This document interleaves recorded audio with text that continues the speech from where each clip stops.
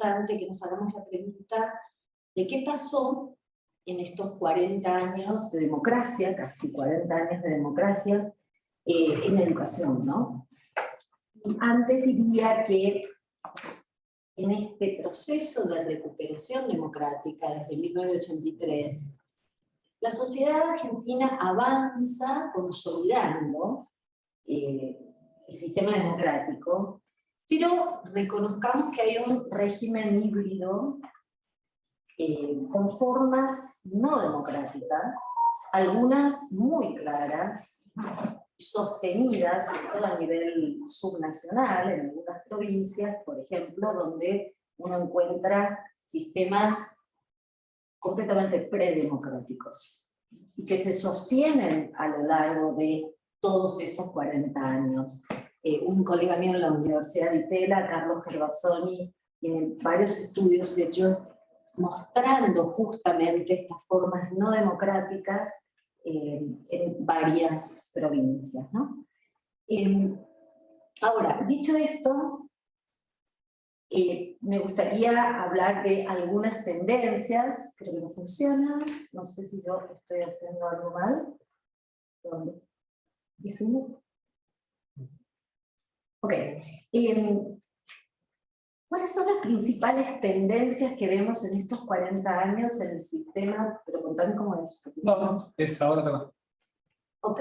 Las principales tendencias en el sistema educativo en estos 40 años. Lo primero que hay que decir es que hubo una democratización del acceso. En estos 40 años, más chicos entran al sistema educativo, y eso es muy bueno. Más chicos entran a la secundaria, más chicos entran al nivel inicial, es decir, en un sentido, la educación escolar abraza a más chicos. Eso se conoce como democratización del acceso a la educación. Ahora bien, también en estos 40 años tenemos transformaciones en el currículum. Hay una cantidad de contenidos, de saberes que se incluyeron. Se cambiaron formas culturales en la escuela, estoy hablando en relación al momento predemocrático, digamos, obviamente la dictadura. Se eliminaron muchos sistemas de ingresos. Si ustedes recuerdan, las escuelas secundarias había que dar examen. Esto rápidamente fue una de las primeras cosas que se quitaron cuando entramos en democracia. Y también fueron cambiando las relaciones entre, básicamente, docentes y alumnos. Cambio problemático también, por supuesto no quiero entrar en cada uno de los temas, pero digamos que el concepto de autoridad entró no solo en la escuela, sino en general en las instituciones, en una situación crítica, o por lo menos en un cambio de lo que entendíamos por concepto de autoridad. La autoridad es algo que hoy tiene que ser ganado, conquistado. Digamos, un profesor no alcanza con que depende el título para entrar en un aula y lograr la atención de los alumnos, que todo el mundo se calle, que todo el mundo le haga caso y que todos aprendan. No funciona así. Un maestro, un profesor, un director en la escuela, de algún modo tiene que saber ganar esa autoridad. La autoridad en realidad no es algo que se tiene, sino es un reconocimiento, o sea, es algo que otro otorga. Y es muy interesante, digo, a mí me parece muy interesante ese cambio. Digo que no es fácil, pero me parece más sano también que se produzca esta relación de autoridad basada en un saber, basada en la actuación, más que meramente formal, ¿no? Respeto porque soy el profesor, haga lo que haga, diga lo que diga. Hay que sostenerlo, hay que saber manejarlo, pero es una vía mucho más interesante. Ahora, así como una democratización del acceso, yo diría que también podríamos decir que esa democratización es aparente, porque en realidad crecieron los niveles de fracaso escolar en estos 40 años, de segregación, de fragmentación, creció la desigualdad educativa adentro del sistema escolar. Y también se desarrollaron políticas compensatorias en estos últimos 40 años para atender a aquellos alumnos que tenían más dificultades, pero como señala una autora que usa mucho, Nancy Fraser, dice que en realidad hay una visión, esto lo voy a retomar después, pero hay un modelo o una visión compasiva respecto de los sujetos, en este caso los alumnos, más vulnerables, más carenciados, pero vistos como sujetos de caridad más que como sujetos de derecho. Y eso da lugar a una cantidad de políticas y estrategias que están lejos de liberar a quienes están en situación de pobreza de la pobreza. Más bien, muchas veces justifican la existencia, y en muchos casos la permanencia de los sujetos en ese estado. Lo podemos ver también en muchas formas que nuestra democracia tiene en este momento, que es la inclusión, por ejemplo, la inclusión fácil, que es la inclusión vía subsidios, no la inclusión vía trabajo, por ejemplo, ¿no? Que sería algo más sano, y hemos entrado en sostener, no me voy a meter en economía, pero indudablemente esto que ocurre en la economía, es decir, esta imposibilidad de generar trabajo sostenible y estas personas que muchos son incluidos a través de subsidios, en educación pasa algo similar. Muchos se incluyen en la escuela, están en la escuela sin garantías de aprendizaje. ¿Sí? Esto es lo que algunas personas llaman populismo educativo. ¿Sí? Y estas políticas compensatorias, de algún modo, son justificadoras de esta situación. Bueno, esto es como un panel, ¿no? Hay también una gobernanza del sistema educativo que fue produciendo en estos últimos 40 años una descentralización, las escuelas pasaron a las provincias hoy son las responsables de lo que ocurre en las escuelas, de gobernarlas, pero no ha cambiado sustancialmente el modo en que se toman las decisiones. Voy a poner un ejemplo. Buena parte de las políticas educativas se deciden muchas veces entre dos actores, los gobiernos y los sindicatos.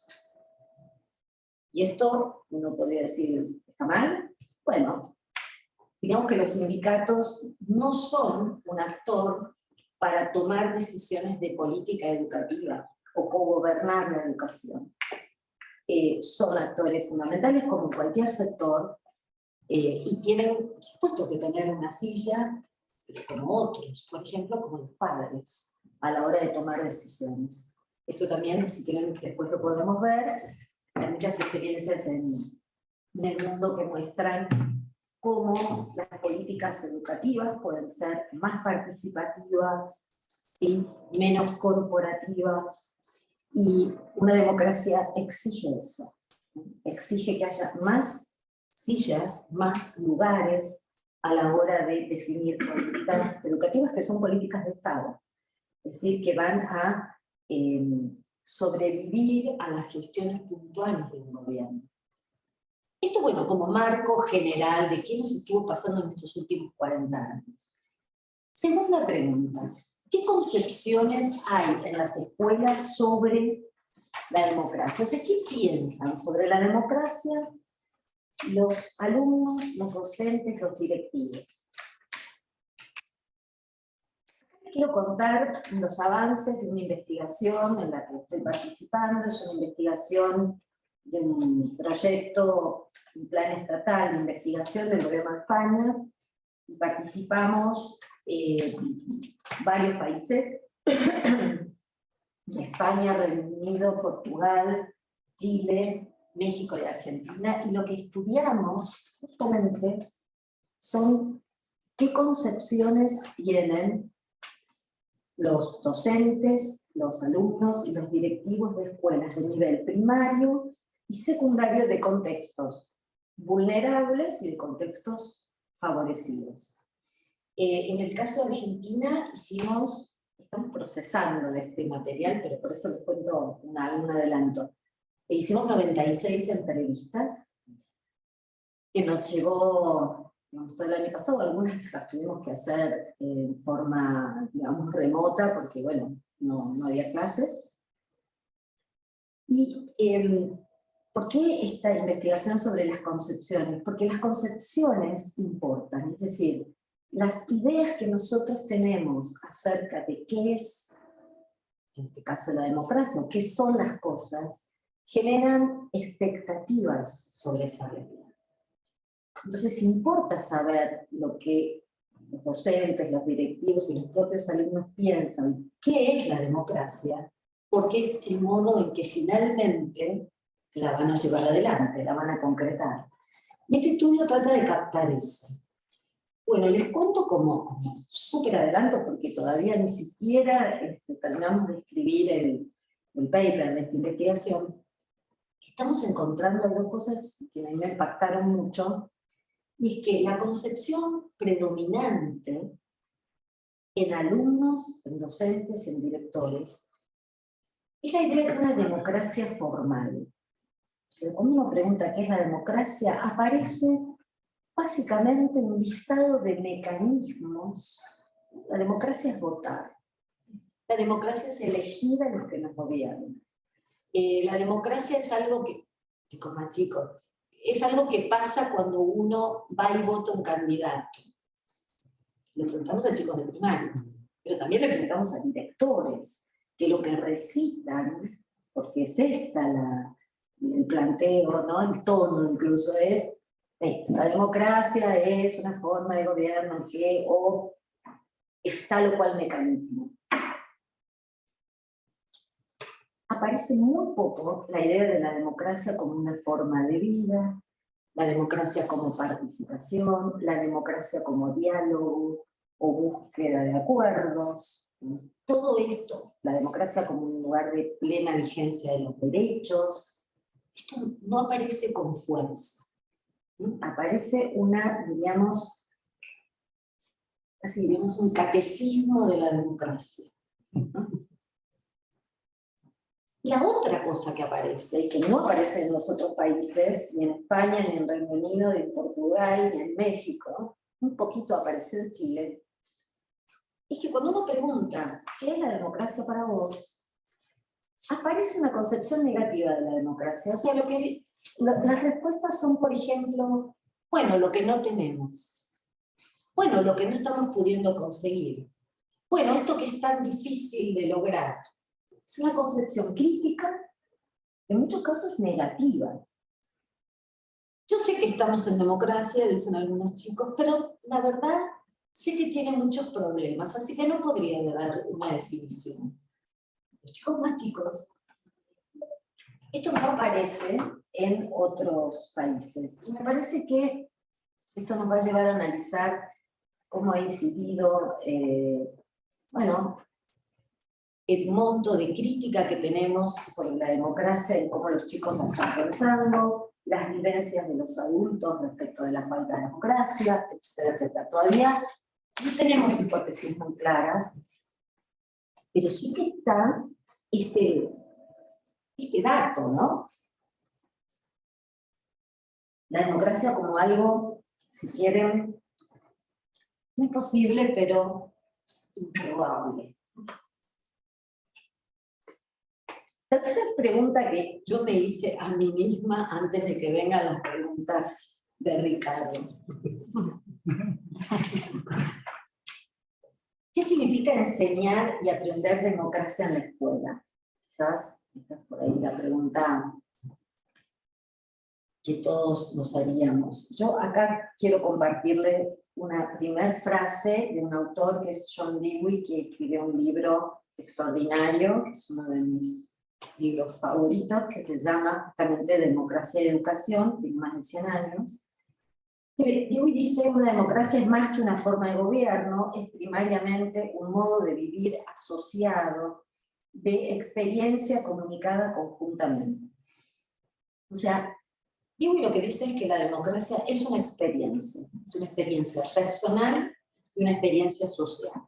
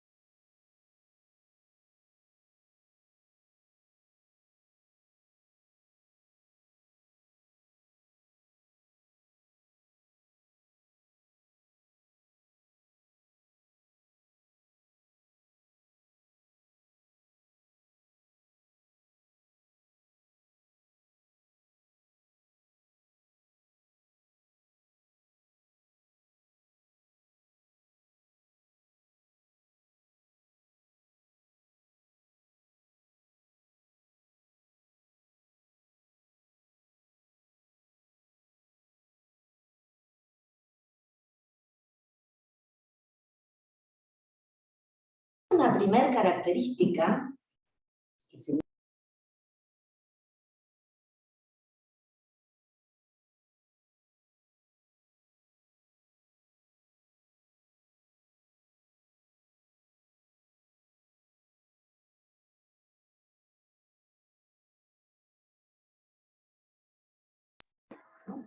o en otros momentos educación democrática o formación cívica, según la edad que tengamos, recordaremos ese espacio curricular. Y John Dewey dice, no es precisamente ahí donde nos formamos en la experiencia democrática.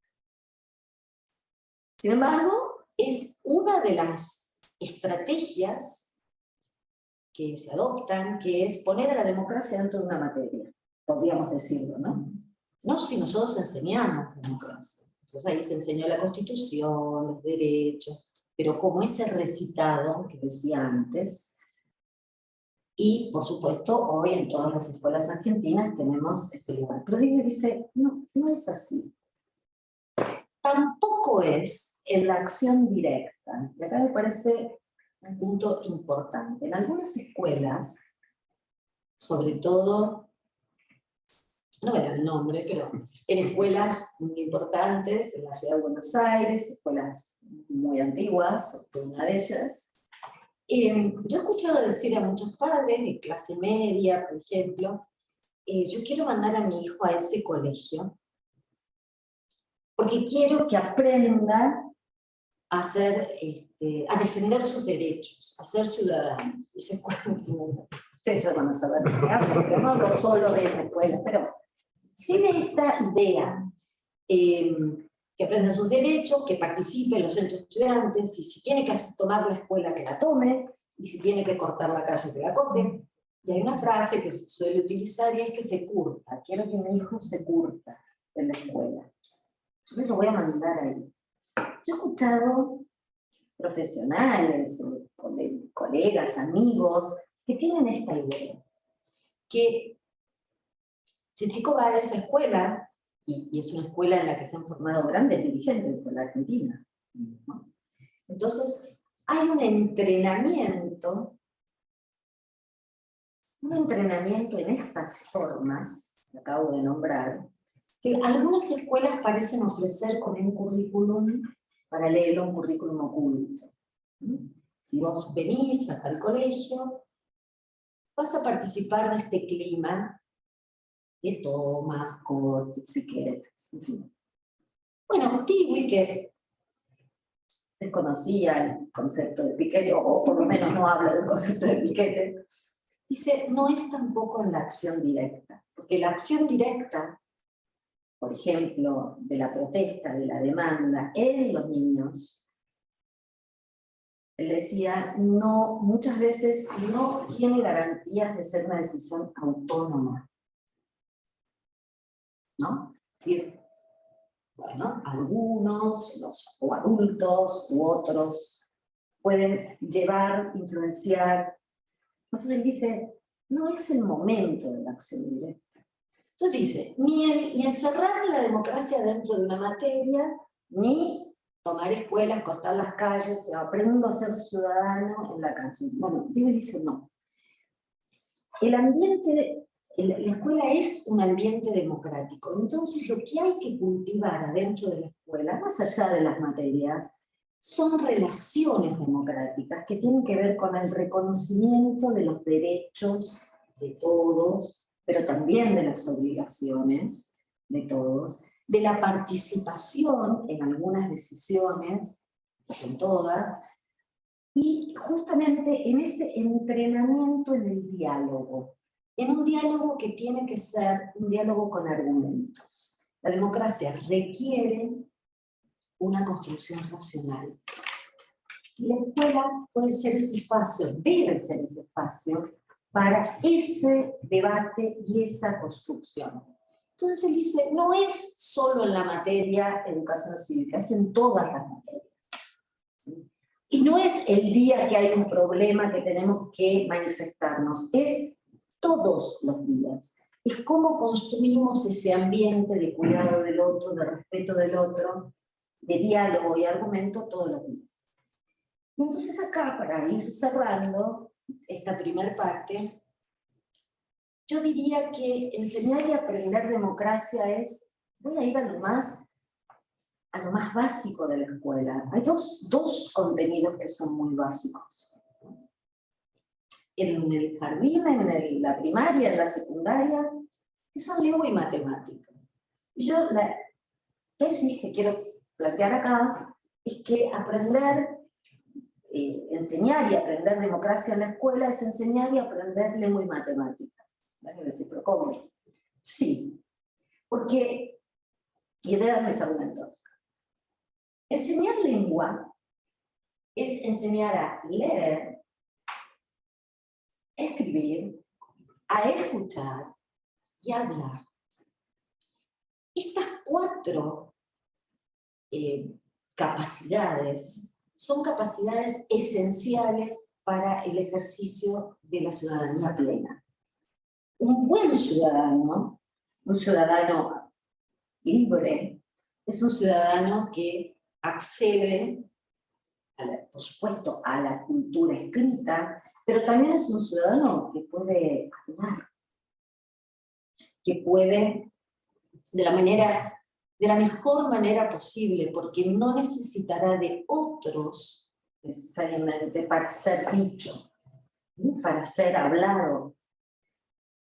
Saber hablar, saber leer, saber escuchar, y esto es no en línea directa, sino leer entre líneas, escuchar entre líneas, entender lo que se dice, pero también lo que se quiere decir, es decir, inferir a partir de lo que uno escucha, son operaciones esenciales para poder participar del debate público. Y bueno, esto está claro, todos me imagino que lo compartimos, pero es ahí donde estamos enseñando democracia. Por ejemplo, un ciudadano es alguien que debería poder entender la lectura del diario. La que está nuestro querido Ricardo acá, tendría que sentarse el domingo, abrir Clarín y poder entender desde la primera hasta la última noticia. Y yo les pediría a ustedes que hagan el ejercicio que yo hago, que leo varios diarios, no sé, de leer y comprender el Clarín, no sé, el suplemento económico de Clarín de los domingos, por ejemplo. Yo les preguntaría a todos los que están aquí y están en forma remota si realmente todos lo comprenden. Si podemos entender nosotros, que hemos ido a la universidad, todo lo que dice el diario. Seguramente se nos escapan muchas cosas, ¿no? Entonces, el diario, y en general los medios de comunicación, son actores fundamentales de la democracia, y los ciudadanos tienen que poder acceder a ellos, pero también, quiero decir, leer entre líneas, y saber lo que es una línea editorial, y poder leer dos versiones y entender. Y además entender, por ejemplo, la relación que hay entre una noticia y otra, porque, bueno, y aquí abrimos toda otra puerta, pero la comunicación audiovisual, por ejemplo, o el mismo diario, es una sucesión de noticias que uno podría mirar de manera fragmentada, pero solo sabe realmente leer y comprender esa realidad alguien que puede relacionar, por ejemplo, no sé, el hecho de una guerra que se produce en el este de Europa, con que una noticia que viene 8 páginas después, no sé, el aumento del trigo, del precio del trigo. Estas dos noticias pueden ser leídas de manera así, fragmentada. Solo quien fue a la escuela y desarrolló una cantidad de capacidades puede unir estas dos noticias y decir, ah, esto pasa, o sea, pasa B porque antes o porque pasó A, y juntar esas dos noticias. Esta idea de pensamiento causal también la da el lenguaje, pero sobre todo la da lo que quiero presentarles como para cerrar la estrella en las matemáticas. Y quizás la hipótesis más atrevida o provocadora que les quiero dejar esta noche es que enseñar y aprender democracia es enseñar y aprender matemática. ¿Pero qué tiene que ver? Bueno, hay un autor que se llama Philip Jackson que tiene un libro hermoso que se llama Enseñanzas implícitas. Y él dice que en la escuela, cuando se enseñan las disciplinas escolares, no solo se está enseñando esa disciplina, sino siempre algo más, un saber que está implícito. Y las matemáticas, no en vano, ya los griegos la enseñaban en la escuela, las matemáticas son tremendamente formativas. Cuando uno aprende matemáticas, cuando enseña matemáticas, uno está aprendiendo y enseñando por lo menos 3 cosas. Vamos a ver cuáles son. O sea, enseñar matemáticas es enseñar mucho más que las matemáticas. Por lo pronto, uno aprende a construir un pensamiento lógico que se ajusta a las reglas, o sea, uno aprende que hay una realidad virtual, si quieren, como las matemáticas, que tienen unas reglas. Eso también se aprende en lengua, ¿no? Es decir, que hay una realidad que funciona según reglas y no según nuestras preferencias o nuestros prejuicios.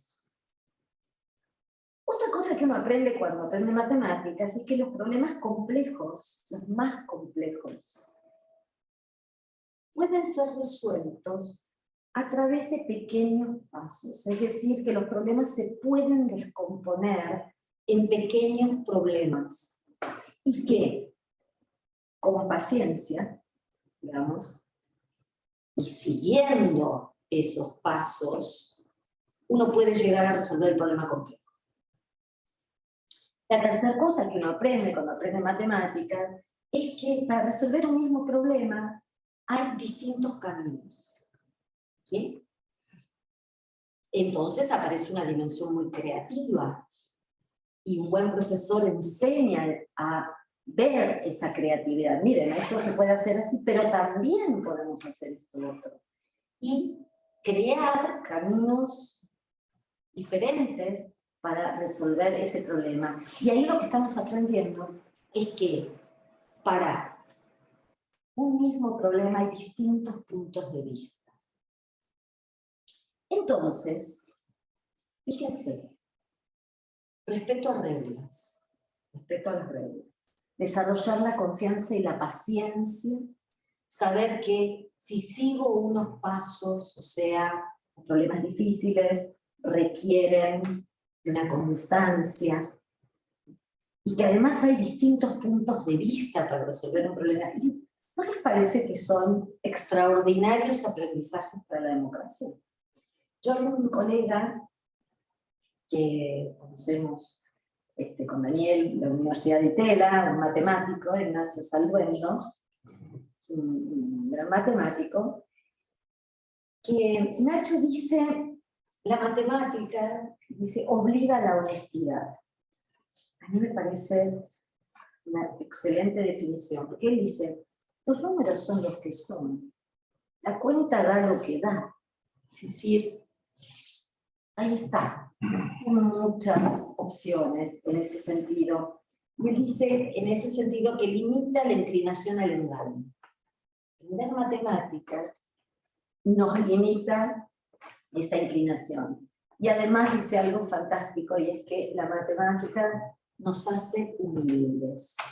Porque siempre hay un punto en el que las matemáticas nos muestran sus propios límites. Es decir, uno dice, llego hasta acá, ¿no? Sabiendo que la matemática es siempre más complejo, podría ser siempre más complejo. Entonces, aprender democracia es volver sobre los aprendizajes esenciales de la escuela, la lengua, las matemáticas, en este sentido, con la profundidad que tienen estas disciplinas. Y por último, para cerrar esta parte, les dejo un desafío que varios autores, Diego y Bachelard, decían, el desafío que tenemos es construir escuelas mejores que la sociedad que las contiene, es decir, escuelas que, aunque afuera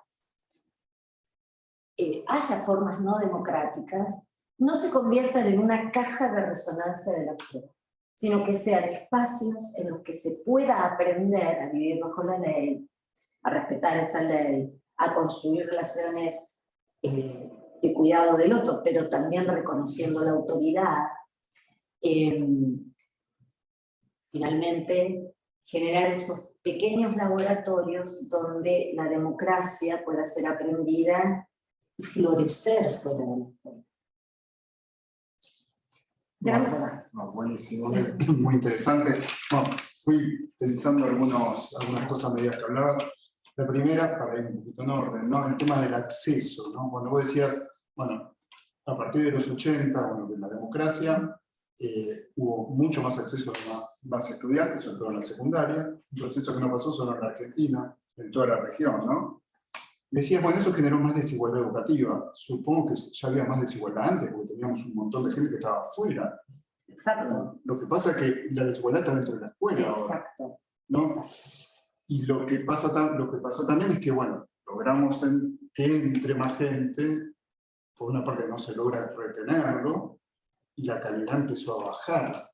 Entonces, concretamente, ¿cómo se puede resolver esto? Que no, nadie lo puede resolver, de sumar inclusión más calidad, ¿no? Ese ya parece una utopía, ¿no? Porque pareciera que no se puede, ¿no? Y algo concreto, ¿no? Puntos, ¿qué es lo que habría que hacer? Sí. Te agradezco la pregunta porque es uno de los principales debates. Se ha construido una idea que es, bueno, peligrosa, porque te lleva a justificar posiciones elitistas, concretamente de la escuela secundaria. Sí. Es decir, bueno, si yo quiero que vengan todos, por ejemplo, todos accedan a la escuela y se gradúen y demás, tengo que bajar el nivel. No se puede hacer inclusión con calidad. Por ejemplo, si vienen chicos de sectores muy vulnerables, chicos que no hay capital cultural Que no tienen capital cultural en su familia, o familias cuyos padres no terminaron la primaria, entonces, esa situación. Incluir a estos chicos, para incluir a estos chicos bajo la calidad. Primero, lo que hay que decir es que hay ejemplos en el mundo de que se pueden hacer las dos cosas al mismo tiempo. Por ejemplo, Chile. Chile, un país tremendamente con niveles de desigualdad muy fuertes, fue bajando justamente la exclusión, o sea, cada vez hay más chicos en la escuela y aumentando la calidad. O sea, Chile, nuestro vecino, lo tenemos cerca. Nos enseñan que se puede hacer inclusión con calidad. ¿Cómo sería eso? Lo que no podemos hacer es seguir manteniendo el mismo formato de escuela que teníamos, o sea, la misma escuela que fue hecha para seleccionar, porque la escuela secundaria está hecha con esa premisa, es decir, seleccionar a aquellos que luego iban a seguir estudios universitarios. Una escuela para clase media. Una escuela para clase media, para sectores urbanos, bueno. Esa misma escuela, con esas características, no puede producir inclusión. Esa escuela. Entonces, lo que hay que hacer es transformar esa matriz escolar. Y Argentina ya sabe, y lo repite, pero no lo logra hacer. Este es uno de los problemas más graves que tenemos, ¿no? La escuela secundaria, concretamente, no logra transformar, por ejemplo, esta idea, que sabemos ese currículum, no quiero decir tecnicismos, un currículum que llamamos clasificado o academicista, de 10, 12 materias. Es una locura, ya lo sabemos, pero no lo cambiamos. Entonces, un chico que no viene de un entrenamiento académico, que no ha tenido acceso, esto le resulta incomprensible. Entonces hay que ir a formas del currículum. Hay diversas posibilidades, el conocimiento está, técnicamente se sabe lo que hay que hacer, pero hay que hacerlo. Esa escuela es más cara, debo aclarar. O sea, va a requerir más recursos, porque requiere otros perfiles, requiere tutores que acompañen justamente a los chicos que tienen más dificultades.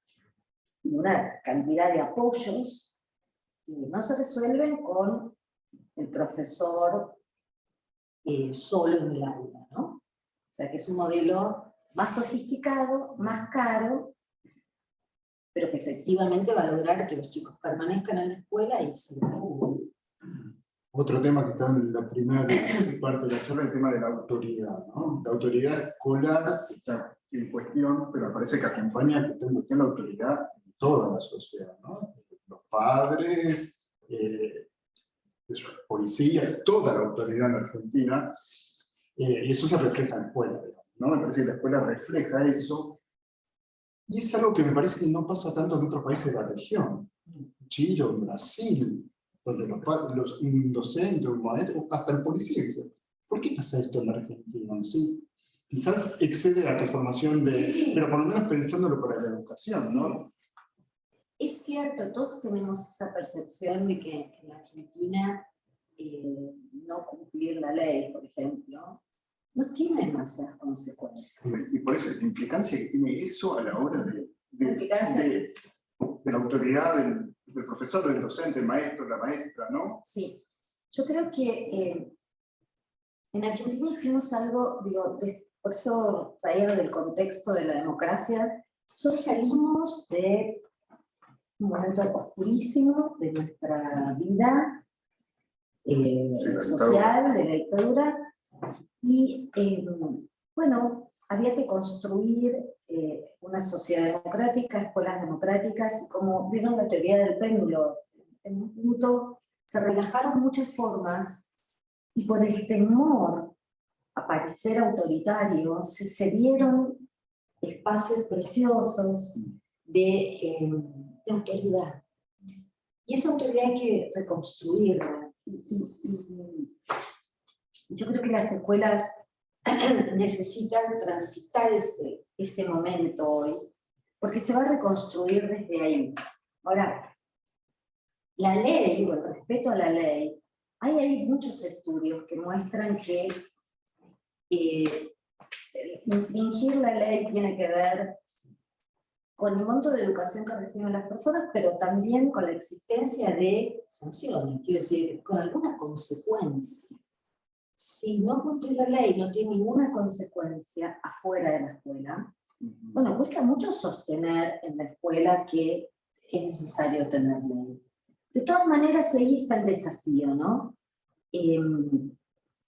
Podría contarles, pero bueno, no tenemos mucho tiempo, cómo en escuelas, yo he visitado escuelas, por ejemplo, en Italia, las públicas, donde para niños muy pequeños, diría muy pequeños, 2 años, es decir, se supone que cuando un niño ya empieza a hablar, empieza la educación ciudadana, pero muy sistemáticamente. Y al comenzar las mañanas, se juntan todos los chicos y dicen, bueno, ¿cómo vamos a organizar el día hoy? Pregunta la maestra. 2 años, 3. Se hace como una asamblea de bebé, porque se sientan y entonces uno dice, yo quiero jugar a la pelota, yo, ¿no? Es decir, en ese momento hay un egocentrismo propio de la edad y demás. Entonces empieza la cuestión individual, yo quiero esto, yo quiero lo otro, y el maestro hace una intervención. Tal quiere jugar a la pelota y tal quiere jugar a la otra. Todos quieren como lo mismo, pero individualmente. Entonces la maestra hace una intervención y dice, sí, pero hoy tenemos una sola pelota. Ejemplo. Se plantea una restricción a estas voluntades individuales de querer hacer tal o cual cosa. Entonces ahí empieza un momento donde, bueno, ¿cómo hacemos? Primero jugás vos, después jugás vos, o armamos un partido donde podamos jugar todos. Empieza una deliberación entre los chicos para ver cómo se reorganizan a partir de esa restricción.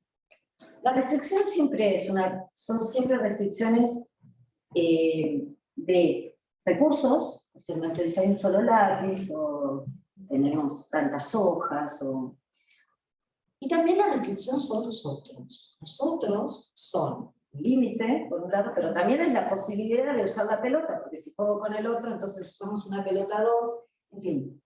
Ahora, a partir de las restricciones se reorganiza ese deseo que es individual, se construye un deseo colectivo, se construye algo del orden de lo colectivo, cediendo, organizándose. Para mí la autoridad es ese maestro que sabe poner en el momento indicado, la intervención indicada, digamos, el escollo indicado, ¿no? Quiero decir, ese maestro que es un profesional. Justo acá me da pie a la otra pregunta que yo había pensado, que estaba relacionada con los valores democráticos y justamente, ¿no?, con este maestro que sabe intervenir. Exacto. ¿Cómo estamos desde el punto de vista de la formación de los docentes con respecto a estos valores democráticos y estas intervenciones? Bien. Y de los institutos de formación docente. Sí. Yo creo que esa es, Ricardo, la pregunta, es una de las puntas del ovillo, porque fíjense, ese maestro del que les hablo, hay muchísimos ejemplos como este. Es un maestro que tiene una formación sofisticada, es un maestro que es sensible, pero también es un maestro que fue entrenado para hacer esas intervenciones. O sea, que tiene muy claro dónde tiene que ir, que tiene muy claro cómo se trata a un niño, que tiene muy claro que hay que problematizar ciertos deseos que pueden aparecer individuales y cómo hacemos de esto una cuestión colectiva. Bueno, ese maestro tiene que ser una persona culta, tiene que ser un profesional. Profesional. Sí, pero además tiene que tener un profesional que además tiene que desarrollar, y esto es una capacidad profesional de un maestro, una enorme sensibilidad y amor, aunque esta palabra parezca poco profesional, por los niños y los jóvenes. Digamos, esto es una condición, ¿sí? Entonces, yo amor en el sentido de inclinación, de querer estar con los niños, con los jóvenes, disfrutar de eso. Y hoy lo que estamos viendo es que la elección de la docencia, elegir ser docente, aparece como una salida laboral bastante accesible para sobre todo los sectores medios bajos y bajos. Aparece como una alternativa, no necesariamente como una vocación. Entonces, se estudia 4 años y a veces en institutos de muy baja calidad. Esto da un título que permite acceder a un trabajo seguro. Este es el circuito. Por supuesto que voy a reconocer que hay instituciones de formación docente de excelencia, las hay, y también hay personas que quieren seguir la docencia con muchísima vocación. Pero me atrevería a decir que estamos frente a una mayoría, hoy yo diría que sí, de instituciones que no logran trabajar con excelencia académica, y tampoco podemos hoy hacer una selección de quienes van a ingresar a la docencia, porque no tenemos las condiciones como para que sea una profesión atractiva. Entonces corremos el riesgo de quedarnos sin maestros. De hecho, ya hay provincias que les cuesta conseguir docentes. Sí, pasa acá en la ciudad de Buenos Y Aires. pasa eso. En algunas, sí, sobre todo en algunas asignaturas. Entonces, ahí yo creo que hay que tener una política docente, política de formación docente, pero no solo de formación, sino también de hacer atractiva esa carrera, ¿no? En la Argentina, ser docente no es algo prestigioso.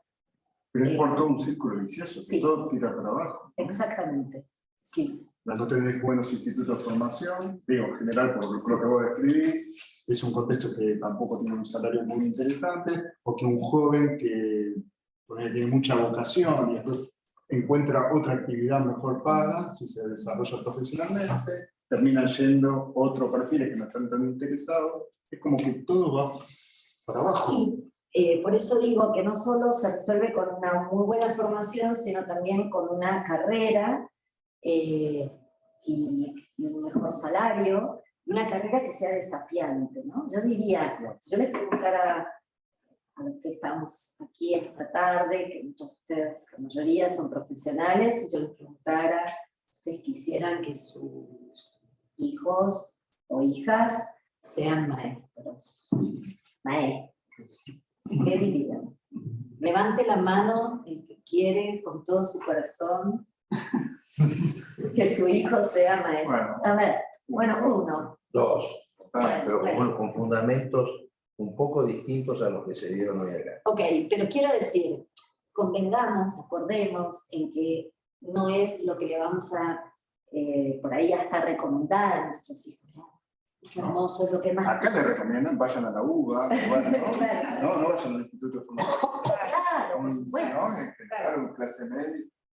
Sí, ahí. Yo estudié secundario y en mi época era magisterio. Claro. Y después salió magisterio y pasó a ser bachillerato pedagógico. Sí, por supuesto. Justo en el año donde yo paso a primer año pasa a ser bachillerato pedagógico. A mí me gustaría. Yo tengo hijastros, no tengo hijos. Sí.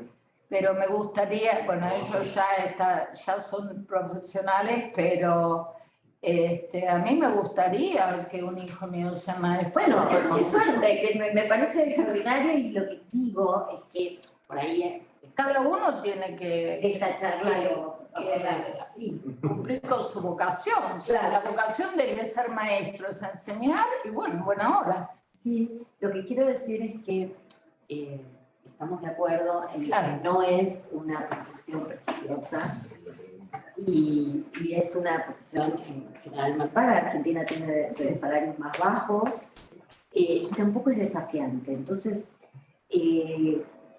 mejorar la formación docente, mejorar la calidad de la enseñanza, requiere toda una política que va desde atraer a los mejores, en el sentido de los que tienen vocación, los que quieren estudiar, ofrecerles una formación de excelencia y una carrera en la que puedan progresar. El techo salarial, por ejemplo, de un docente está muy cerca.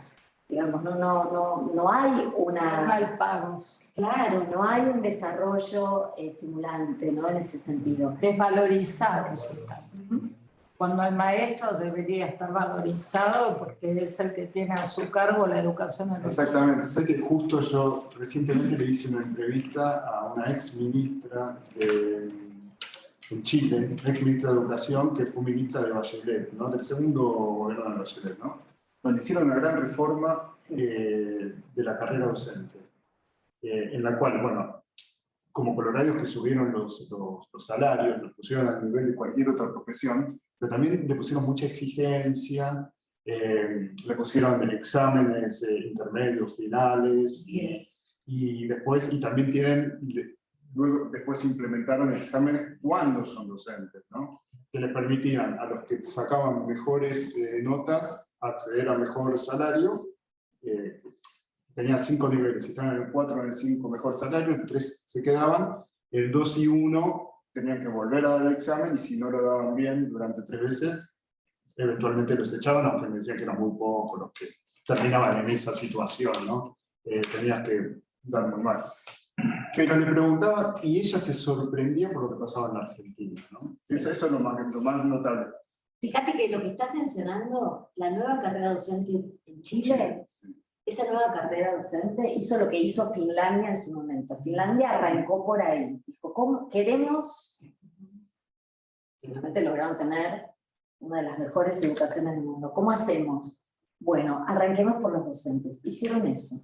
Ahora, ¿sabes cuánto invirtió Chile Bueno. en esa nueva carrera docente? 1 punto del PBI chileno se invirtió acá. Entonces mi pregunta es, ese modelo a mí me encanta, la conozco y conozco, bueno, quienes trabajaron en ese diseño. El sindicato chileno apoyó muchísimo eso. Es decir, evaluaciones periódicas de los docentes. Exactamente. Sí, toda una cultura. Me dice que lo que era un sindicato, esto lo explicó ella, ¿no? Se transformó en un colegio profesional. Exactamente. Que el sindicato venía de la época de Allende, qué sé yo, y que ahora no, es como que eso les cambió totalmente obviamente, la forma de pensar. Exacto, se armó una carrera profesional, pero además se decidió invertir, estoy diciendo, 1 punto Claro. del PBI. Entonces, digo, ¿estamos dispuestos a eso? Si Argentina dice que le importa la educación y la educación y la democracia juntas y todo esto, hay un punto y es cuánto estamos dispuestos a poner en términos de recursos. Es como la hora de la verdad esa, ¿no? Y una segunda pregunta sería si en la Argentina hay consenso para eso. Porque, y te explico por qué, porque es muy probable que surja la resistencia, ¿no? Por supuesto. Ya lo vimos, por ejemplo, Unicaba, ese tipo de experiencias, ¿no? Sí, creo que ahí se requieren 2 o 3 cosas. Por un lado, y tomando el ejemplo chileno, se requiere primero una decisión de los gobiernos de invertir más en educación, pero de invertir donde hay que invertir, no solo en el aumento del salario, sino en esta transformación de la carrera, como decía antes. Pero además de poner más voces en torno a la educación. Por ejemplo, en la pandemia durante la pandemia se mostró que los padres organizados, por ejemplo, pero no solo los padres organizados, que la sociedad se puso de pie y dijo, abran las escuelas, se terminó. Y las escuelas se abrieron cuando no había una política de abrirlas, porque el costo político de mayores contagios y demás era muy grande y nadie quería pagar. Entonces, lo que acabamos de aprender en Argentina es que la educación sí importa. Por lo menos le importa a la sociedad. A ver. Yo creo que no, fue que perdieron las elecciones. Pues fíjate que la gran apertura es después de las PASO. Sí. Yo no sé qué hubiera pasado. ¿Por qué perdieron las elecciones? No, está bien, sí, porque está tenían las claro. escuelas cerradas. Está claro. O no, a lo mejor. Se dieron cuenta que era por eso. No, yo creo que sí, y creo que en el gobierno también evaluaron que fue por eso, y por eso enseguida cambiaron. Exacto, es lo que estoy diciendo, es decir, Sí. la sociedad fue y votó, en este caso, claro, exactamente. votó, muchas veces se dicen votamos con el bolsillo, yo creo que esas No, claro. elecciones se votó Sí, sí, con la visión de las escuelas cerradas.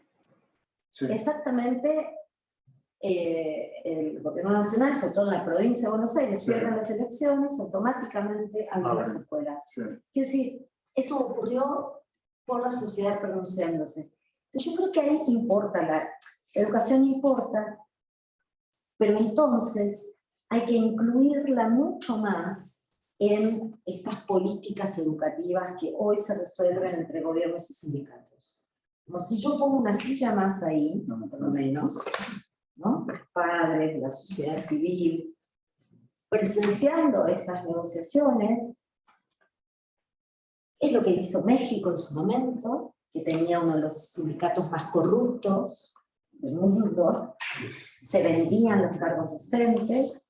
¿Qué hizo México? Se juntaron grandes empresarios, en su caso, y pidieron estar en las mesas de negociación. Y la política educativa se fue ordenando. Yo creo que mayor participación de la sociedad, ahora que está empoderada, que logró que se abran las escuelas, creo que es el momento también de pedir mayor participación, lograr más espacios, porque yo creo, soy de las que creo que la educación de los propios hijos importa. Lo que hay que encontrar son esos canales para que ese valor que le damos a la educación no se resuelva en elegir una escuela privada para mi hijo, o sea, querer salvarme o salvar a mis hijos, sino ampliar esa preocupación por lo que sería la educación pública en general. Bueno, voy a seguir haciendo preguntas, pero bueno, cualquiera que quiera avisa. Ahí abrimos un poquito para los que están en el Zoom. Para todos. Paso, Para todos. saludamos a la gente que nos acompaña desde Corrientes, La Pampa, Mendoza, Lima, en Perú también. Muchas gracias a los que están del otro lado. Aquellos que están en el Zoom pueden evacuar alguna pregunta. Hay mucho debate en el chat del Zoom, así que eso siempre es bueno. Las preguntas las transmitimos. Sí, pueden habilitar micrófono. podemos habilitar micrófono, pero ahí el moderador... Empecemos por acá. Empezamos por acá y después vamos... Sin privilegios. Muy bien, muy No, bien. porque fuiste primero. Yo creo que hay muchos factores fundamentalmente que han hecho de la educación argentina un fracaso rotundo. La educación está totalmente colapsada porque está politizada.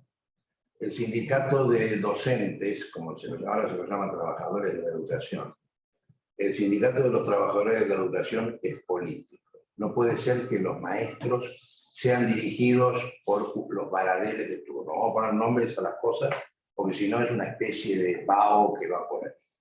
Entonces, acá se perdió la figura del maestro, que fue el que hizo grande a la Argentina. La Argentina fue culta. La Argentina manejó niveles de alfabetización que eran el ejemplo de todo Latinoamérica. Por la Argentina, la clase media que se crea, que hoy se la critica, se crea como consecuencia de la educación. Porque los que llegaban acá llegaban sin educación y se los inculcó a que sus hijos fueran a las escuelas. La escuela pública desapareció. La escuela pública es un aguantadero de ignorantes, de abogados, de profesores y de alumnos. Y no se quiere salir de eso. Este es el gran problema. ¿Por qué la gente busca la escuela privada? Porque es la única opción que tiene. No hay otra. Mi colegio secundario era un colegio estaba cerca de acá, era un colegio de excelencia, el Nacional número 4 de Nicolás Avellaneda, que entrábamos como la UBA, como los del Buenos Aires, sin examen a la Facultad de Derecho. Y no teníamos 6 años. Pero era una escuela donde la enseñanza era, y como debe ser en todos lados, vertical. Esta palabra parece un poco fascistoide, pero no es así.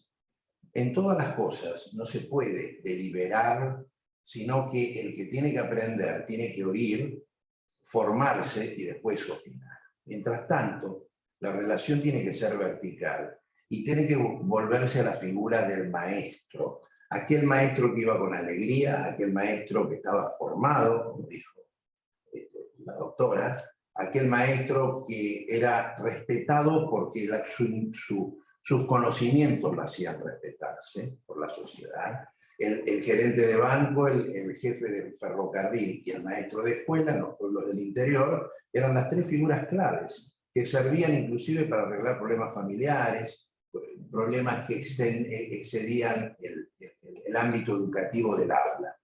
Hoy ese maestro lo único que hace es llenar papeles. Está todo el día encadenado por los papeles. El maestro no tiene esa función. Hoy le tiene que dar de comer a los alumnos. Esa no es la función del maestro. Sí, esto no tiene que entenderse de que suena mal. Hay que ubicar a cada uno en su lugar.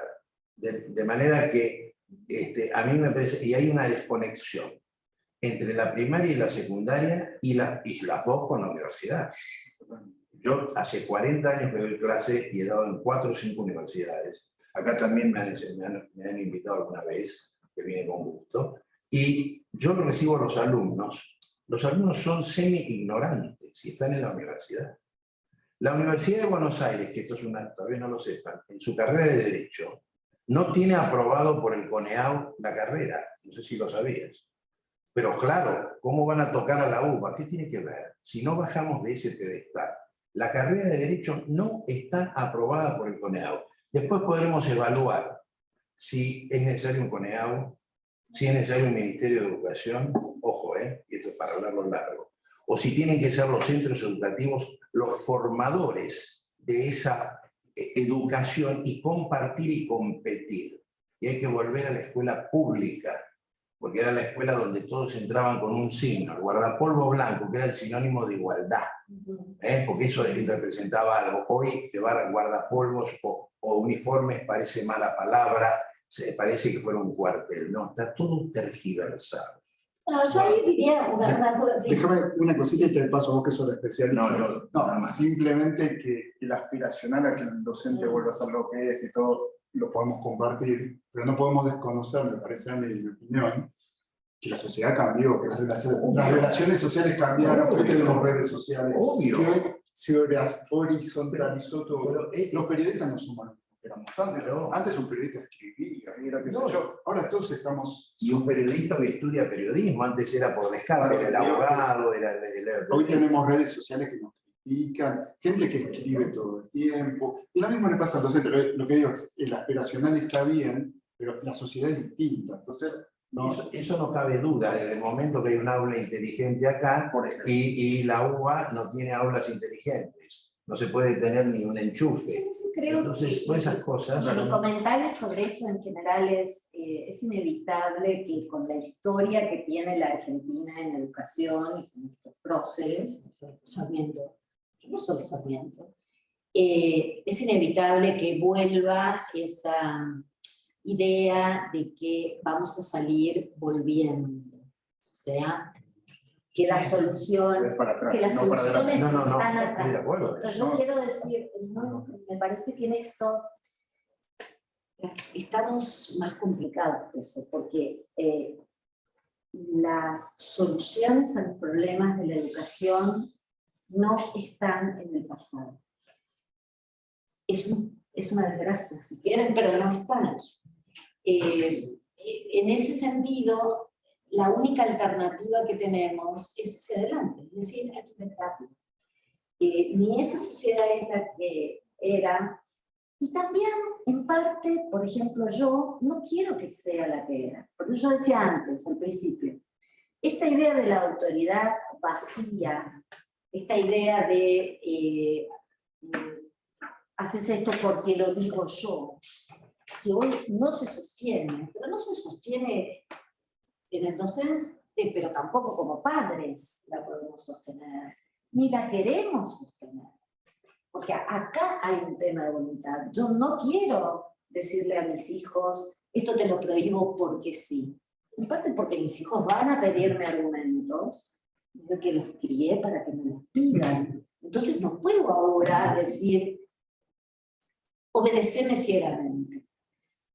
Me pone en una posición más difícil, es mucho más difícil ser padre hoy, muchísimo más difícil. Y es muchísimo más difícil ser docente hoy. Solo que no podemos volver al pasado. Entonces, aunque nos gusten cosas del pasado, necesariamente hay que pasarlas por el contexto actual. Y la idea de autoridad hay que reconstruirla y va a ser más difícil ahora. Es más difícil ser periodista ahora, sin duda que es más difícil, ¿sí? Pero se hace más necesario marcar aquello que es profesional de un periodista, porque en las redes se escriben todos, pero ¿qué distingue a un periodista profesional? Bueno, el chequeo de las fuentes, una cantidad de... la rigurosidad, ¿sí? El atenerse a los hechos, hay una cantidad de principios profesionales que diferencian a un periodista amateur de uno profesional. Muy bien, con la docencia pasa lo mismo.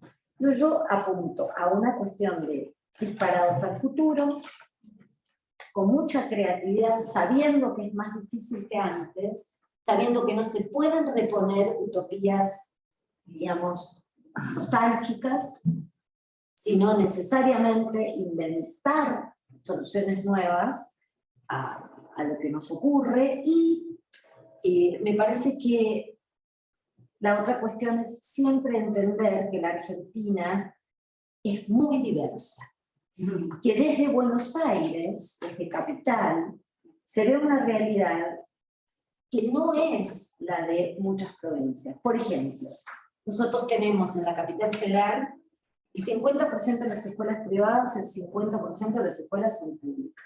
Es decir, ahí hay una presencia de la gestión privada muy fuerte.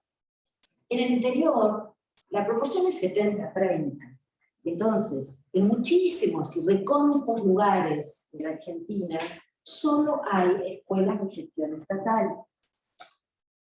Y en muchas provincias, que básicamente, como Santa Fe, que es una construcción de pequeños pueblos, eso es lo que dice Santa Fe, espero que los santafesinos no se ofendan, porque a mí me parece una maravilla ese entramado, está lleno de estas escuelas que diríamos rurales, que tienen otra idiosincrasia, otra fuerza y otro rol también de los docentes. La Argentina es muy diversa, entonces también hay que saber que no basta un solo modelo de escuela, un solo modelo de docente.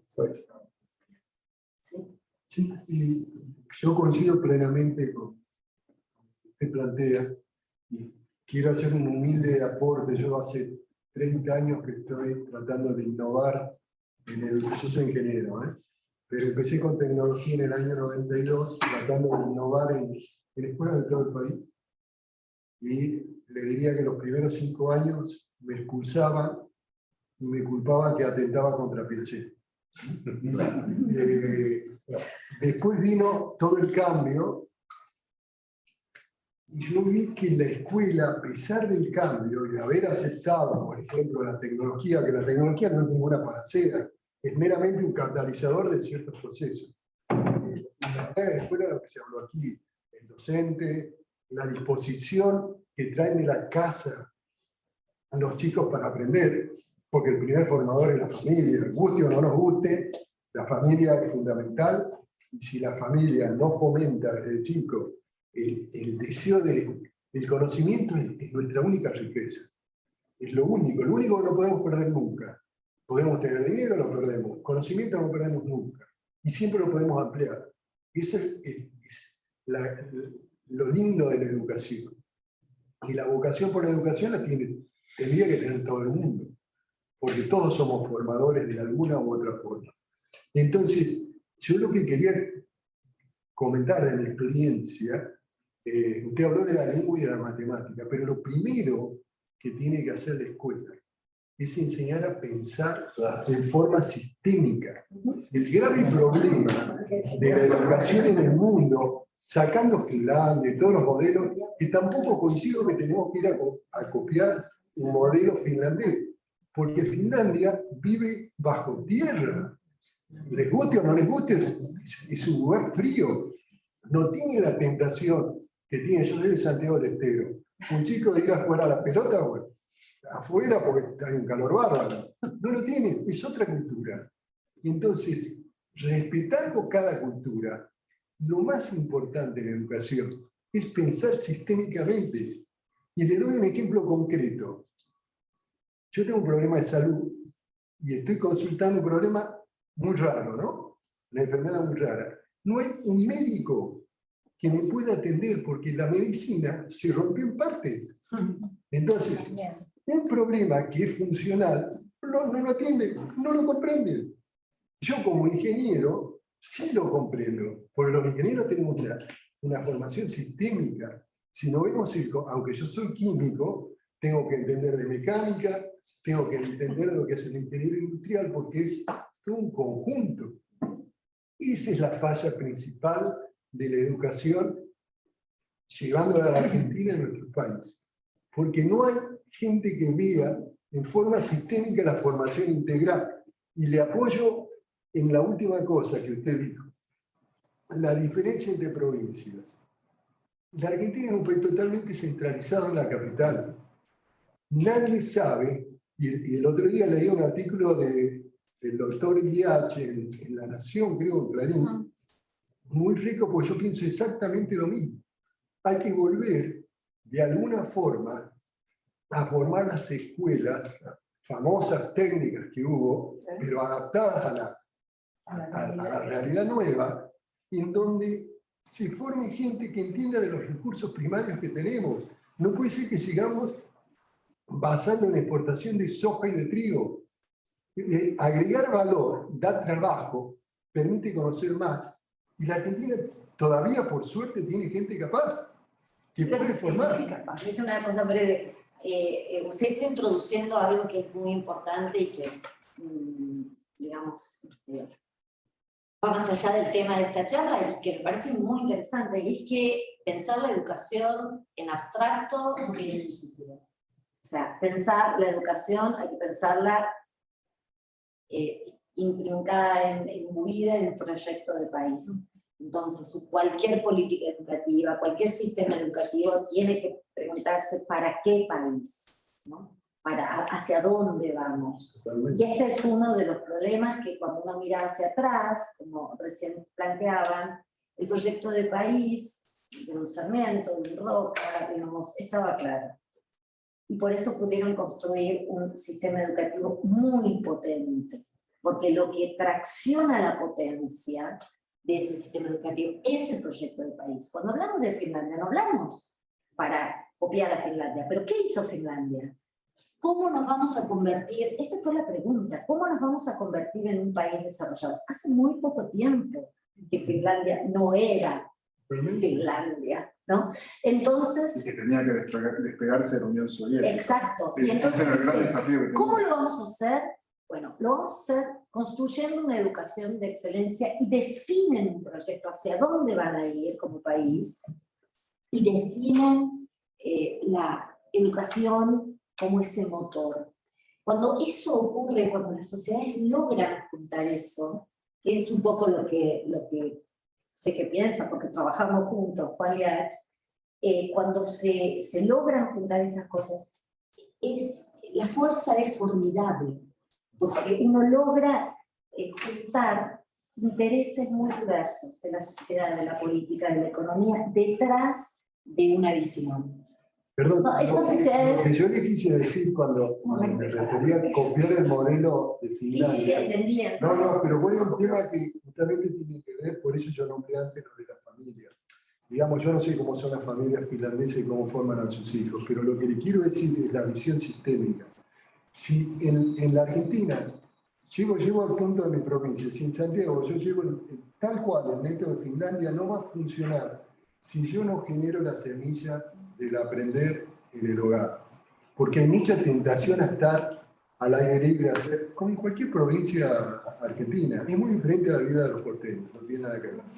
Entonces, lo que le quiero decir es esa visión sistémica que falta y de entender la dinámica de los cambios, cosa que tampoco se entiende. Yo en 30 años vi muchísimas generaciones totalmente diferentes y ahora las veo en mis nietas, no tiene nada que ver. Mi nieta de 2 años el otro día jugaba con los 2 dedos en el celular y entraba a los juegos solo. Eso hace 20 años no existía. Entonces la educación no puede ser ciega a todo ese tipo de cambios que naturalmente están sucediendo y nadie los puede detener. Y vamos a darle lugar. Decime cómo es la dinámica. Que ahora cómo se habilita, cómo es. Levanten la mano aquellos que estén del otro lado para que podamos visualizarlos bien. ¿Cómo queda? No, Hay una opción. Hay una mano de- digital. Hay una mano digital. La mano digital. Vamos con Horacio. A ver, Horacio. No era la mano real. Hay que habilitarle el sonido. No, puede, si se desmutea. Ahí está. Horacio, te escuchamos. Horacio, ahí estamos. Sí, en relación a la pregunta que yo había planteado, Lo que quieras preguntarnos para aprovechar este lindo debate. sí, cómo no. Yo le había planteado, siendo que la Argentina, a partir de esa senda que abrió Sarmiento, llegó a las primeras décadas del siglo XX a un nivel de, por lo menos de instrucción y de formación que era inclusive superior a algún país europeo, ¿cómo es o qué factores pueden haber influido para que se haya abandonado esa senda o no se le haya podido desarrollar adecuándola a las necesidades nuevas? Esa es mi pregunta. Gracias por la pregunta concisa. Bueno, la pregunta es, ¿qué nos pasó? Claro, ¿Por qué no nos pudimos adaptar? claro, ¿por qué no nos pudimos adaptar? Bueno, por eso digo, esa escuela, yo diría que vivimos de esas rentas de Sarmiento hasta no hace mucho, ¿no? Quiero decir, por lo menos hasta, no sé, la década del 60, la Universidad Argentina y las escuelas argentinas realmente tenían de 60 a 1960. Y en ese momento empieza a haber, bueno, unas interrupciones de la vida democrática por un lado, pero también la universidad, sobre todo la Universidad de Buenos Aires, la noche de los bastones largos, empezamos a perder capital, digamos, humano, y los sucesivos diásporas que tuvo la Argentina por las sucesivas interrupciones de la vida democrática también, y la desinversión en educación, ¿no? Por eso digo que todas estas bonitas palabras que a veces íbamos a escuchar mucho el año que viene en campaña también sobre la educación, porque la educación a los candidatos les interesa mucho hablar de educación porque los vuelve como personas preocupadas por la retórica, ¿no? Claro. La verdad es, la pregunta es cuánto estamos dispuestos a poner en educación, no solo en dinero, pero también en dinero. Esta generación, digo, entonces, contestando a la pregunta de Horacio, hay para mí una pérdida del capital humano, un descuido del capital humano en profesores, en instituciones, y una profunda desinversión en la educación y un desinterés político por la educación. ¿Sí? Acá, en el caso de Sarmiento, pero bueno, también de toda esa generación, la educación era claramente un norte, digamos, y era una política educativa prioritaria. Esto dejó de ser. Entonces, si no es una política prioritaria para los políticos, directamente la educación no va a poder adaptarse a los cambios si no hay inversiones, la educación va a quedar rezagada. Creo que es eso. No hay incentivos también para generar una buena educación. Tenemos una pregunta más que de una persona del chat que está hace bastante. Adri, ahí te habilitamos el micrófono. Adri, podés desmutearte. ¿Estás ahí? No tiene ni la cámara. Sí. No, pero con los momentos estaba con la cámara. Bueno, le damos entonces lugar a Enrique. Enrique, Desmuteate. podés desmutearte. Perfecto. ¿Me escuchan? Sí, sí. Bueno, empiezo señalando algo que me fascinó del comentario de Claudia Romero. Su análisis simplificado del rol de la matemática en la enseñanza democrática. algo que no he notado en otros expertos. Su énfasis sobre el rol de un sistema que está allí, independiente del sujeto, que como en la antigua tradición presocrática nos sirve para pensar con coherencia. Quería señalar este punto que me impactó profundamente porque ahí nacen un poco todos nuestros problemas con la educación actual, que cada uno quiere imponer un punto de vista subjetivo sobre una materia que está deshecha totalmente. Buenísimo.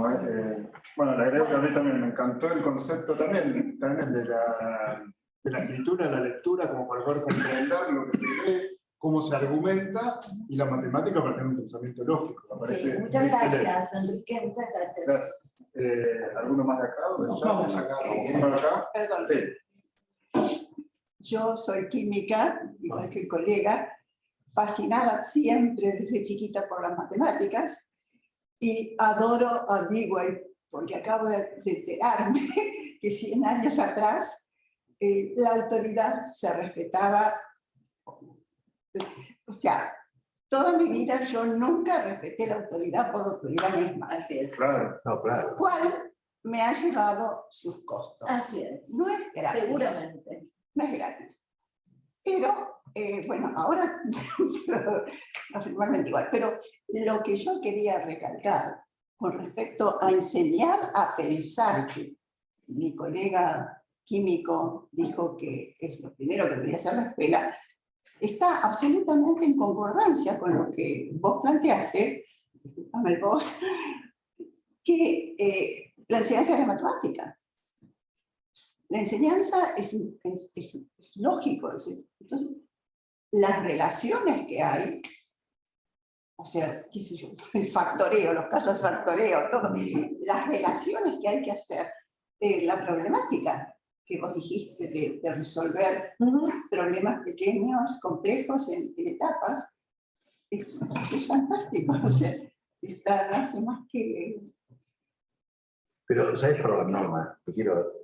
Perdón, no he terminado, disculpa. Perdón. Y la maravilla para mi colega de Santiago Estero, nosotros inventamos en la época de profesora en la facultad las Olimpiadas de Química. Que la base fundamental es que eran voluntarias. O sea, el chico que quería se anotaba y que no quería no se anotaba. Fantásticamente se anotó un montón de chicos, y lo más lindo de todo fue que hubo autodidactas, porque el profesor no quería que se anoten en las Olimpiadas, y algunos chicos, uno de Jujuy, recuerdo, de origen muy humilde, había llegado a obtener el primer premio. Y de tal manera que vino después el diputado de Jujuy, fue quien me explicó todo esto. Y yo realmente estaba súper emocionada. Nosotros teníamos chicos más de 700 se habían anotado en el último, y que se recojan estas cositas, o sea, lo que hace la educación involuntaria, horizontal, no, pero... basada en la autoridad del que sabe, que es personalmente la única autoridad y que me ha costado. Yo quiero dejar en claro algo. Yo no dije, ni estuve cerca, de pensar que hay que volver a un modelo de 1860 y pico, sino que para poder entender el futuro hay que saber la historia. Si nos olvidamos de todo lo que pasó, entonces estamos en el aire. Yo no dije eso. No, Incluso el que hizo y fue el gran hacedor, y acá vos lo marcaste bien, sos de las pocas que lo dice, es Roca. Claro. Roca es el gran educador, y no lo estoy denostando a Sarmiento. La ley 1420 se hizo durante el gobierno de Roca con asistencia de Sarmiento, pero también Avellaneda yo diría que es Roca, Avellaneda y Sarmiento. Este es el esquema de educación, que la gente se lo ha olvidado. Y para ayudar a pensar, hay que saber ¿Cómo ayudar a pensar? Yo creo que el maestro de hoy día no está preparado. Es una de las cosas más sagradas, ayudar a pensar. Porque cuando uno aprende a pensar, descubre los conocimientos que tiene adentro.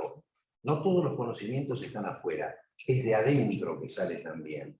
Entonces, no hay que volver a un modelo anterior, pero hay que tenerlos en cuenta, todo lo que nos ha dado éxito, porque no es casual. Y hay una cosa que no voy a cansarme de repetirlo. La educación se corroe con el elemento más corrosivo de las sociedades modernas, el populismo. Y la respuesta que vos te querés encontrar, ¿cuándo se cayó? Porque para saber el cómo hay que saber el qué también. ¿Por qué se cayó la educación? Porque entró, no es porque se popularizó. La educación tiene que ser para todos. Sarmiento la pensaba así. Iba a escuelas de campaña y a gente humilde que no podía ni, le daba las clases gratis. Simplemente el populismo destruyó el país. Si esto no se dice como, esto es como el gordo cuando se da cuenta que está gordo, empezó a adelgazar, empezó a curarse. Del mismo modo, si nosotros no sabemos cuál es el mal que aquejó a la Argentina desde el 4 de junio de 1943, entonces no vamos a encontrar la salida que queremos para nuestros hijos, para nuestros nietos. Y vamos a encontrar los peores resultados en la universidad, porque llegan desnudos, llegan estafados por una educación que es más contención, y ya termino, que es más contención que educación. La verticalidad es necesaria, pero no la verticalidad infundada, la verticalidad que nace del respeto. Esto lo ha dicho. Hay un concepto, disculpe, hay un concepto que por ahí hace menos ruido y que es el que podemos ponernos de acuerdo, es el de asimetría, ¿no? En la relación docente-alumno, más que vertical, requiere una asimetría, es decir, que existan dos lugares diferenciados. Hay uno que enseña un saber que tiene, que ofrece ese saber, y otro que no lo tiene y lo recibe, en términos de la disciplina que se está hablando, ¿no? Luego la comunicación, los derechos, eso son iguales en ese sentido. En ese sentido, digamos, en modelos no democráticos, se supone que el docente tiene más derechos que los alumnos, pero lo que interesa es esa asimetría en el momento de enseñar. A mí me parece que todos, y está buenísimo, tenemos una narrativa y una historia de la educación que también está atravesada nuestra propia biografía escolar. Todos sabemos bastante de la educación porque hemos pasado muchos años adentro del sistema educativo. Sabemos mucho. Llevamos propuesto un saber de lo escolar. Algunos rescatamos, algunos profesores, algunos no rescatan nada. Conozco gente que dice, yo no aprendí nada en la secundaria. Hay gente que dice, yo fui feliz, otros que no. En fin, todos tenemos nuestra historia mínima adentro del sistema educativo y también nos contamos cómo fue la historia y a qué héroes rescatamos. Y la verdad es que la Argentina tiene enormes próceres para la educación. Sin duda, y podríamos, son sumamente interesantes rescatar algunas de esas enseñanzas. Estoy de acuerdo. Lo que no podemos es rescatar esa sociedad porque no se puede. Allá hay una pregunta, pero no sé si tenemos... No, en un momento hacemos dos más. Bueno, Alberto Juan me dijo que le dé la palabra. ¿Vos se lo podés dar? Sí, claramente. Tiene que estar, ¿no? Acá estamos. Ahora se podría desmutear. Ahí va. No, se trabó de vuelta. Está trabado. Ahí está. ¿Qué tal? Buenas tardes. Bueno, muchas gracias, Ricardo. Bueno, como dijo Guillermo Misragi hace un rato, yo soy Alberto Coan, me toca coordinar el grupo de Cultura y Educación de Profesores Republicanos. Bueno, por supuesto quiero agradecer a todos los presentes que nos han acompañado en este evento y también darle las gracias a la doctora Romero y a Ricardo, los dos muy amables por acompañarnos.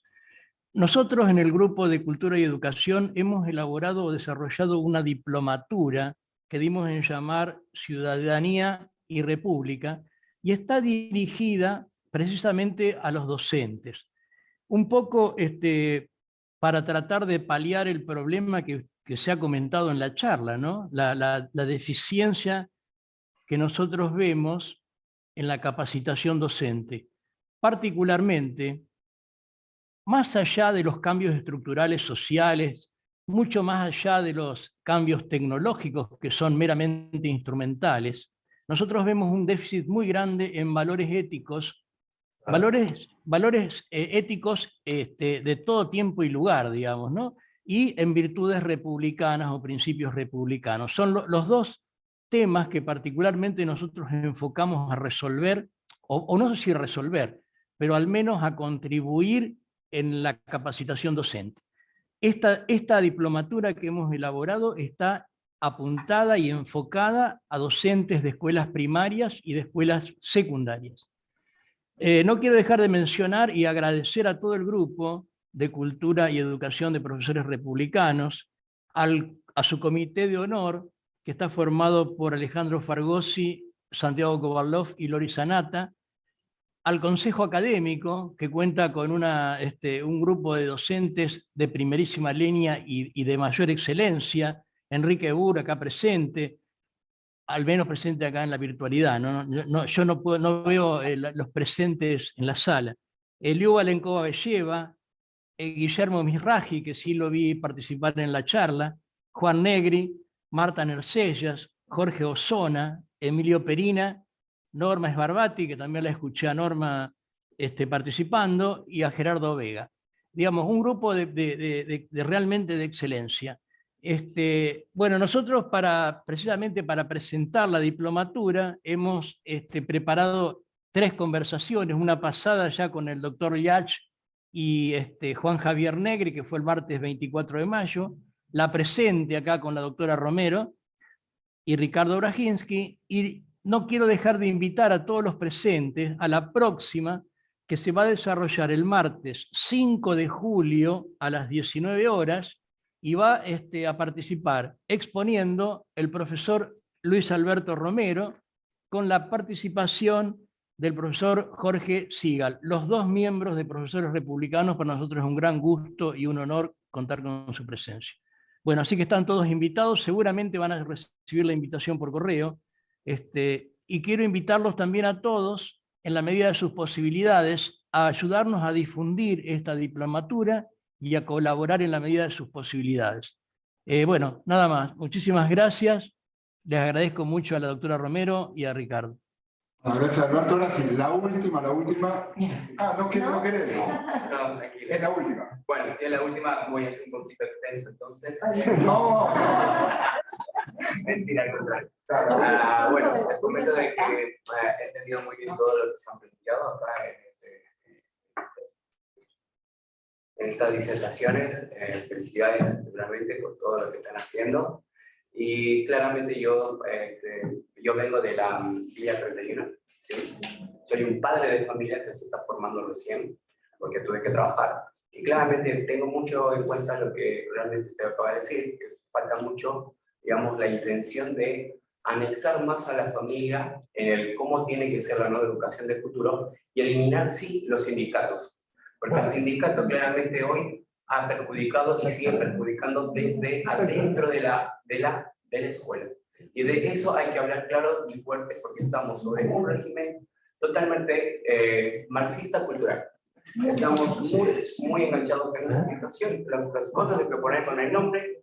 Yo vengo estudiando todo lo que puedo, estoy tratando de terminar una carrera de ingeniería y seguridad, no tiene nada que ver con esto, pero me he cansado de buscar en un colegio sin ideología de género a mi hijo, que tuve que terminar metiéndolo el año pasado a última instancia, y no porque sea mal alumno mi hijo, al contrario, es excelente alumno, pero la ideología de género me ha hecho escapar de la escuela pública, que toda mi familia ha estado y hemos respetado con un cuadro de honor en esa época que se había justamente.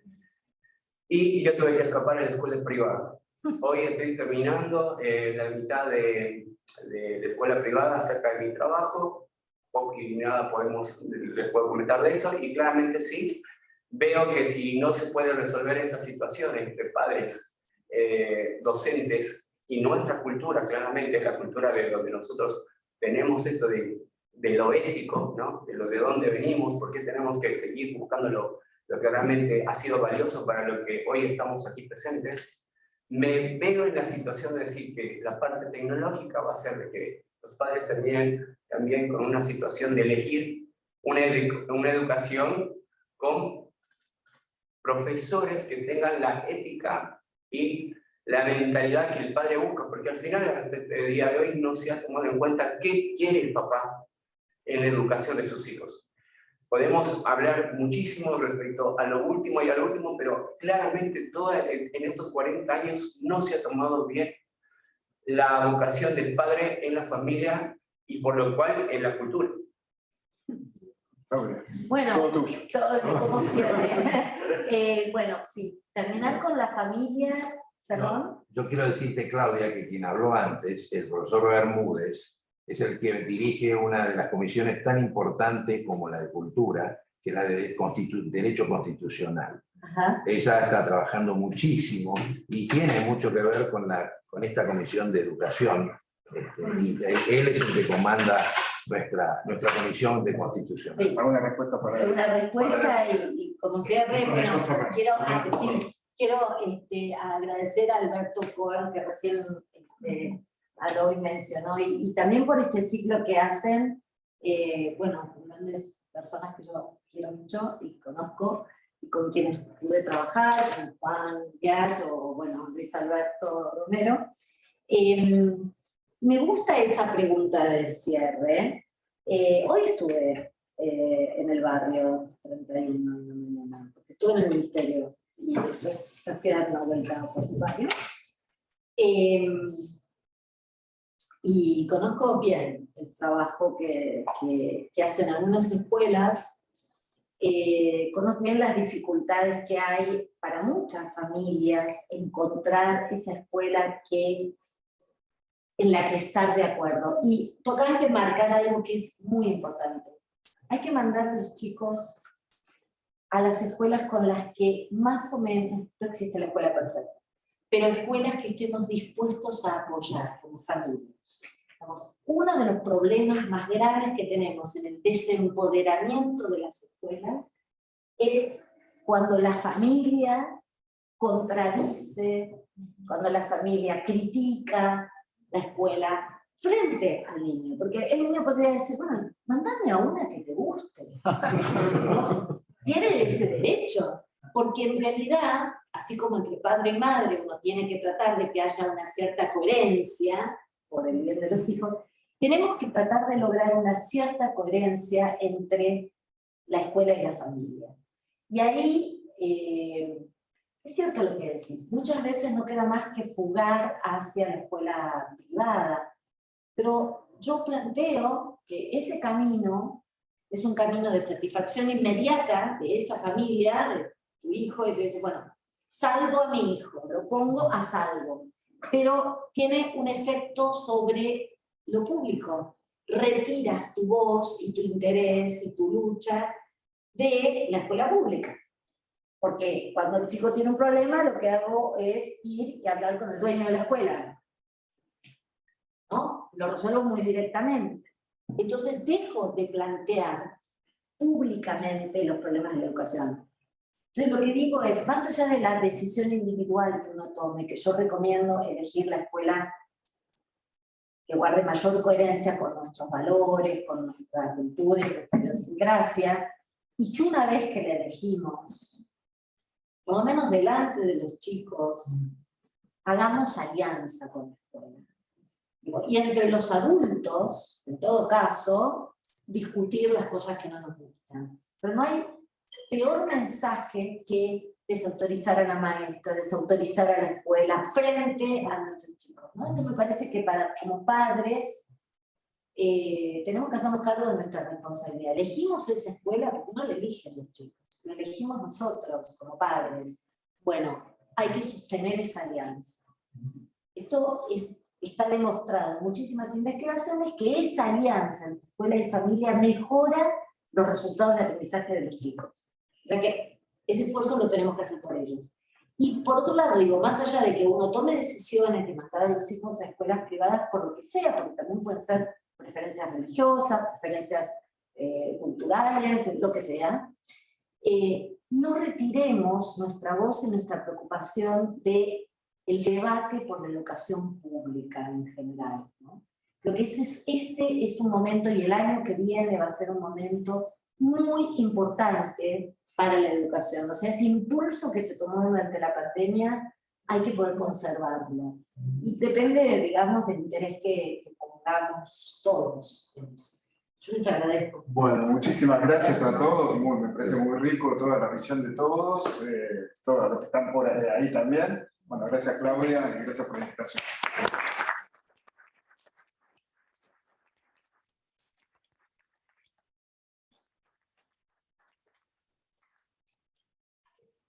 El 5 de julio se va a hacer acá.